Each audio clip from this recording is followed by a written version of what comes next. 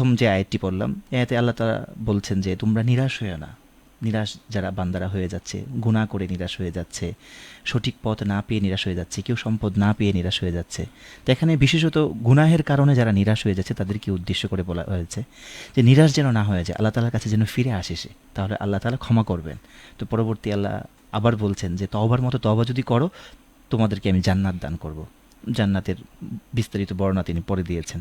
তেমনিভাবে হাদিসে অসংখ্যবার এই তওবা এবং ইস্তেগফারের গুরুত্ব কিন্তু এসেছে।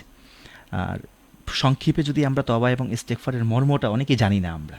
আর কি তওবা ইস্তেগফারের একটা নাম শুনি বা এটা আসলে কিভাবে করে, খুব কঠিন বিষয় কিনা, এটার জন্য কি অনেক আয়োজন করতে হয় কিনা, এই বিষয়গুলো কিন্তু অনেকেই মনে করি আমরা। তাদের জন্য খুব সংক্ষেপে আমি বলছি, তওবা এবং ইস্তেগফারের শাব্দিক একটা অর্থ আছে। ইস্তেগফার মানে ক্ষমা প্রার্থনা করা, যা আমরা মানব জীবনে চলতে গিয়ে কিন্তু অনেক ধরনের ভুল করি।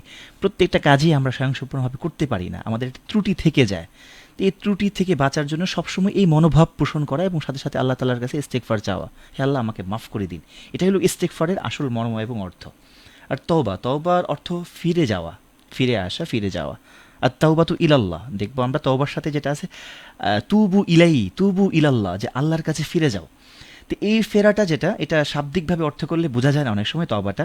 এই ফেরাটা আসলে ওই গুনাহ থেকে ফেরা, যেটা মাঝে মাঝে হয় না যে বাসা থেকে অনেক সময় রাগ করে বাচ্চারা বের হয়ে যায়, চলে যায়, বিভিন্ন সময় মনে লেগে যায় অনেক কথা, অনেক সময় অবাধ্য হয়ে চলে যায়, কিন্তু একটা সময় কিন্তু ফিরে আসে। সবাই চায় যে ঘরের ছেলে ঘরে ফিরে আসুক।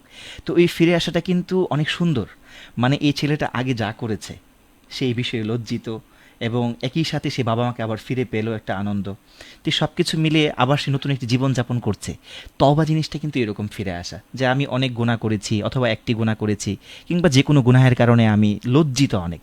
তা আমি প্রথমত লজ্জিত হব, আমি যে কাজটি করেছি আমি খুব লজ্জিত, এবং আমি এটাও মনে মনে রাখবো আমি এই কাজটি আর কখনো করব না, করব না। এবং সামনে এই কাজ থেকে আমি বিরত থাকবো। এভাবে যখন আমি ফিরে আসবো আল্লাহর কাছে, এটাকে বলে হলো কি তওবার ফিরে আসা। আর কি তওবার শাব্দিক অর্থটা কিন্তু ফিরে আসা। তো ফিরে আসাটা কেমন ফিরে আসা, যে আমি গুনাহ করেছি অনেক, আমি এই গুনাহ আর করব না। আমি অতীতে যে গুনাহ করেছি আমি অনেক লজ্জিত এই গুনার উপরে, এবং ভবিষ্যতে এই গুনাহ করব না, এই প্রমিস আমি আল্লাহর সাথে করছি। এটা হলো কি তওবার মর্মার্থ। তো তওবা ইস্তেগফার এভাবে আমরা যদি খেয়াল করি দেখি, মোটামুটি একটার সাথে একটার অনেকটা সম্পর্ক আছে, আবার কিছুটা পার্থক্যও দেখতে পেলাম। ইস্তেগফার মানে আমি সবসময় আল্লাহর কাছে ক্ষমা প্রার্থনা করছি, আশ্রয় প্রার্থনা করছি, আল্লাহ আমাকে মাফ করে দিক, আল্লাহ আমাকে মাফ করে দিক। আর তওবার যে বিষয়টা, এটার সাথে সম্পর্ক আছে পাশাপাশি নির্দিষ্ট কোনো গুনাহ, যেহেতু ফিরে আসার একটা অর্থ আছে, নির্দিষ্ট কোনো গুনাহের উপরে হতে পারে, যে কোনো সময় একটা বড় কোনো গুনাহ হয়ে গেল, বা দীর্ঘদিন আমি একটা কোনো পাপ কাজে লিপ্ত ছিলাম, আমার উপলব্ধি এসেছে আসলে আমার তো এগুলো করা উচিত না, আল্লাহ তাআলা তো চান না আমি এগুলো করি, আমি তো আল্লাহ তাআলার মতের পথের বিরুদ্ধে চলছি। তখন আমি ফিরে আসলাম যে আল্লাহ আমি তো ভুল করেছি। তো এটি আসলে হাদিস এবং কোরআনের অর্থ অনুযায়ী এটি মর্মার্থ। আর পাশাপাশি একটা জিনিস যদি লক্ষ্য করি, ইস্তেগফারের বিষয়টা, তওবা এবং ইস্তেগফারের বিষয়টা